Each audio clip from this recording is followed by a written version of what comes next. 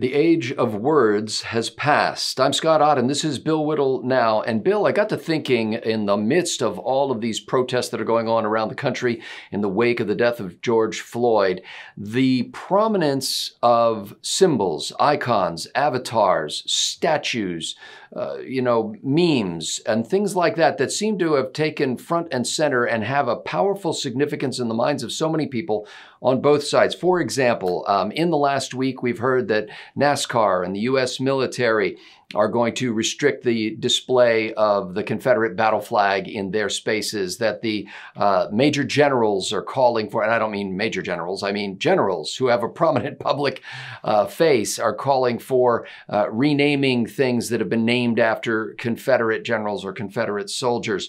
Even Starbucks has reiterated its policy that it's not the place for making political statements. It wants their associates to be themselves and to enjoy a happy work atmosphere, but it's not the place to come in and show off your pins, your banners, your bumper stickers. All of that, Bill, to ask you, and you specifically, because you've been a real student of iconography, about the significance of images like this, even to the extent now that the move to pull down Confederate statues is renewed and some of that is happening. Why is that so vivid and so powerful for people? Well, it's vivid and powerful for certain kinds of people. And it's not just pulling down Confederate statues. They defaced the 54th Massachusetts statue, or at least the plaque that they had, which was the 1st Black Regiment. And if BLM had any idea of what they were doing, of all the things you'd want to celebrate, this would be it. But it's not about what they say it's about. The past has to be destroyed. If you're a leftist, you have to, it's not a question of not learning from the past. You don't learn from the past because you're going to do everything new. And since you're a new man and everything that's going to be starting fresh from year zero with the new Soviet man or the new French revolutionary man or the new Cambodian man or the new Chinese man or whatever new man you want to invent, when you start that process at year zero, everything that happened before that has to go away. And it has to go away for a couple of reasons. First of all, the past has to be destroyed because the past is a means of judging the present. And these people don't want to be judged by any standards. And that's not coincidental because their behaviors are appalling. But furthermore, the past has to be destroyed because it is a visual indication that there is an alternate reality to the narrative laid down by the totalitarians that are trying to erase the past. That's why all statues have to be pulled down. If you think it's just Confederate statues, a statue, I don't want to keep saying statues. If you think it's if you think it's Confederate statues, it's not. All statues have to be pulled down. Monuments have to be pulled down. The Washington Monument would be pulled down. The Lincoln Monument would be pulled down. You could say to your blue in the face, but wait, Abraham Lincoln is the person who emancipated Black people, and it doesn't matter because that didn't happen. Bill, None of it happened. It occurs to me, though, that there are times when we are happy to see such things happen. The two ideas that came to mind first were, we were glad to destroy all the swastikas that we could get our hands on and to tear down the flag of the Third Reich. And more recently, we all cheered when Iraqis pulled down the statue of Saddam Hussein in Baghdad. So why is that different to say that destruction of history, even though it was reprehensible history, was good in that case, but bad in this case? But that's the distinction. The swastika is a symbol of murder. And you could say that the Confederate battle flag was a symbol of slavery. The people who fly it didn't see it that way, but that's not the point. And by the way, when I say destroying, if you want to use your example of Nazism or pulling down the statue of Saddam was pulled down not by the people who put it up, because the people didn't put up the statue of Saddam. Saddam put up the statue of Saddam. And the people had to take it. And that's why they tore down all the statues throughout Eastern Europe, because it was a symbol of being put upon them by a foreign occupying power. Well, Bill, the people who are pulling down the Confederate statues or getting them pulled down are also people who feel like they were oppressed by the people represented in those statues, many of which were set up by groups that, if not overtly racist, were at least nostalgic for a time when America was dominated by one particular race. When I say the history has to be destroyed, I mean history has to be destroyed. And if you think that pulling down statues is all of it, or even just the beginning of it, you're wrong. I think it was right to blow up that swastika over the Nuremberg, where the Nuremberg rallies were. But we did not burn the tape. I mean, the film of it. We didn't burn the film of the Nazis. I still know who the Nazis are. I can read about the Nazis. I can see all of the footage of the Nazis. I can still see them. Their history is still there. This is not the same thing as what these people want. These people want what the Taliban wanted when they went and destroyed all of those I don't know how old they were, thousands and thousands of year old Buddhist statues. This is what happens when totalitarians take power. The first thing they do is destroy any remnant of the previous society. And this society of ours does not need to be treated like the Nazis. And the fact that they're treating it like the Nazis is an indication of how they feel about this country. And if you don't understand the difference between the United States and Nazi Germany, then there's an awful lot wrong with you, not the least of which is your absolute and total willingness to condemn the 6 million people murdered, Jews murdered in the camps, plus another 6 million, and all of the other casualties of World War II and the ambitions of Adolf Hitler. Those people didn't exist either. If these statues come down, then they just didn't exist. It is what savages do. It is what totalitarians do. It is what radicals do. And it is what leftists do. They are constantly, perpetually under this idea that if they can just wipe the board clean, they can start all over again. And here's the thing, Scott. They don't have permission to do that. This is not a society-wide movement. This isn't like 90% or 70% of the population is in favor of this.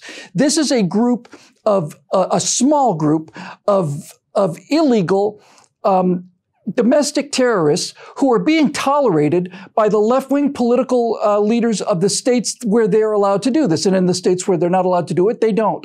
And this idea that they have somehow the legitimacy of it to do this is an indication not only of how little history they understand, but it's an indication of how little history the people that allow them to get away with it understand. And here you are. I was driving home last night and looking at the ever-growing homeless cities in Los Angeles, cities that go on with maybe 30, 40, 50 people, 70 people, 80 people under one overpass. They get bigger every single day, because Gavin Newsom, who turned San Francisco into the most beautiful city in the world, into a slum that's littered with needles and human feces, because of his political philosophy, he's doing this to all of California now. He doesn't care. None of them care. And the worst of it is, we don't care. Because if we did, we would do something to stop this. And we don't. So, Bill, I think we are doing something, and by we, I mean people who are on your side of that argument, who they are making an effort, but as I was thinking about this, I thought, it's a lot more vivid to go out there and say no more Confederate flags, or to go out there and either through the actions of city council or the actions of an angry mob, tear down a Confederate statue. It's another thing to have, serious philosophical discussions about the roots of racial justice and the conduct of law enforcement officers in America's great municipalities. There's kind of a dry talking approach on the right, and there's men of action and men of force on the left, and somehow the latter is the one that captures everybody because it's an age of video. They're not men, but yes, and this is a subject that I was discussing at length on the Stratosphere Lounge last night, and a subject I'm going to be coming back to a lot more often. We now live in a world of the frame. We don't go out and experience things so much anymore, and we certainly don't read about them anymore. We only see them. And the thing that's about the most important thing about what you see on a screen, including this one, is that all you see is what's inside the frame. You don't have any idea what's outside the frame. The reason that people have this view that America is falling apart is because the only thing inside the frame are the people who are violent and aggressive and nasty and angry and fighting and bleeding. And there's a good reason for this. The reason that there aren't good people inside the frame is because good people are boring. That's why there are no good people inside the frame. Because it's boring. Because nobody goes to the airport and reports the safe arrival of American 226 from Dallas, which had no mechanical issues whatsoever on the entire flight.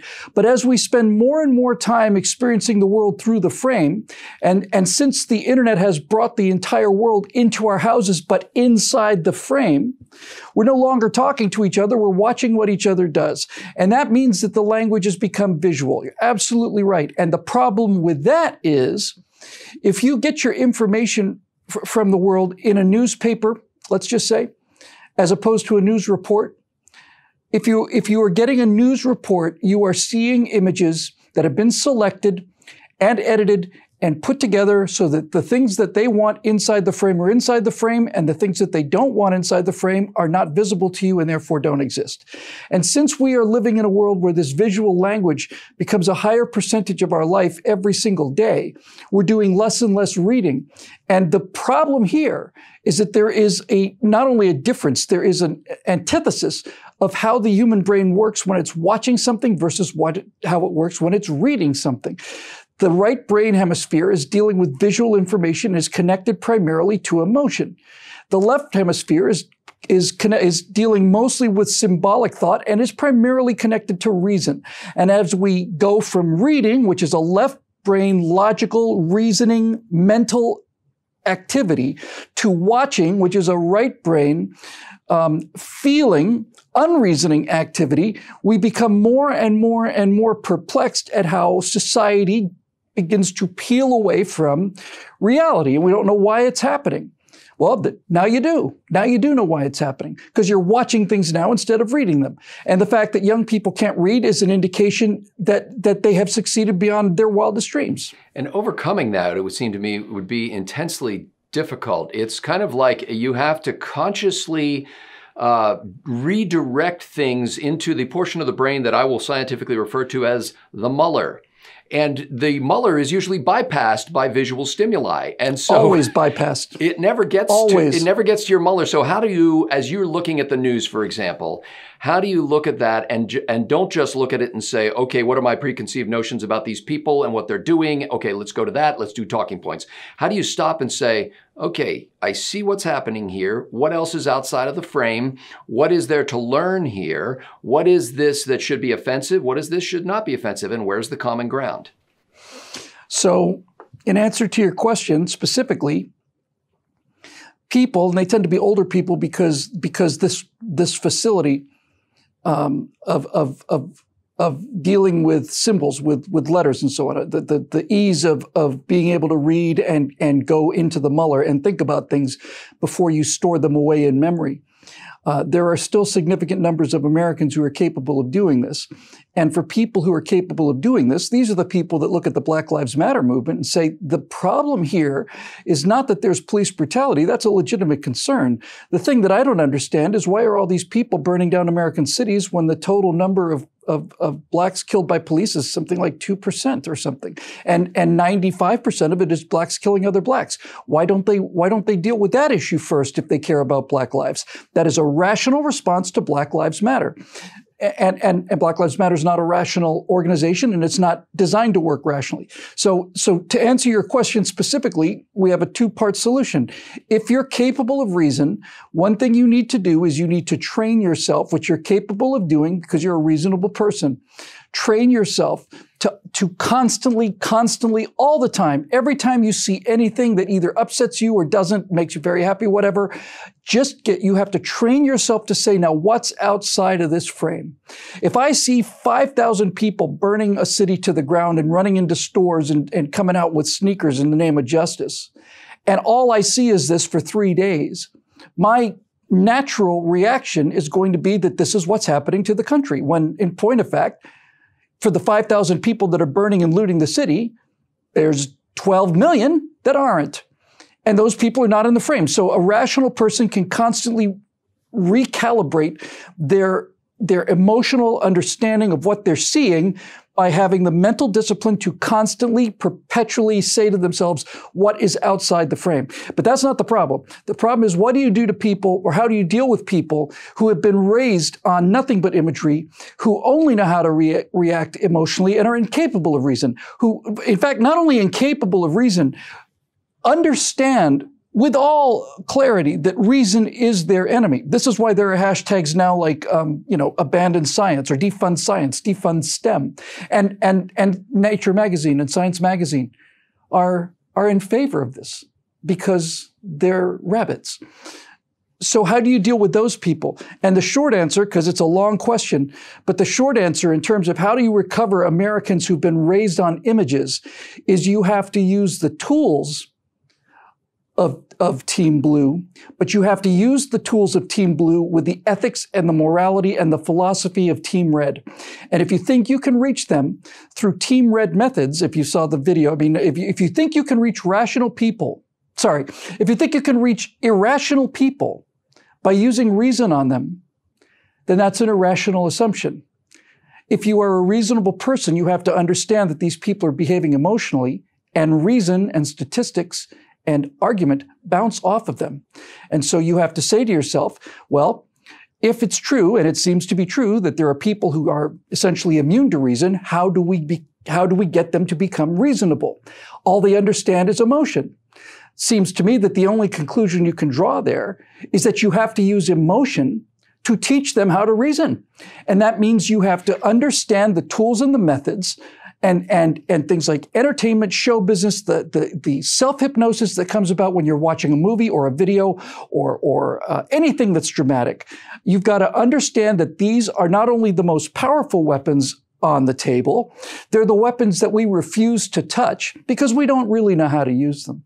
And we need to get pretty quickly onto the idea that if we don't use the methods of the heart to go after not only the middle, but what part of the Team Blue that can be saved. If we don't understand that they're not going to be saved by position papers from the Heritage Foundation, they're going to be saved by stories that they find absolutely interesting and compelling and happen to feature our values. As most entertainment does. Entertainment is conservative. Entertainment's about a guy with a gun trying to save a girl driving off in a fast car. That's entertainment.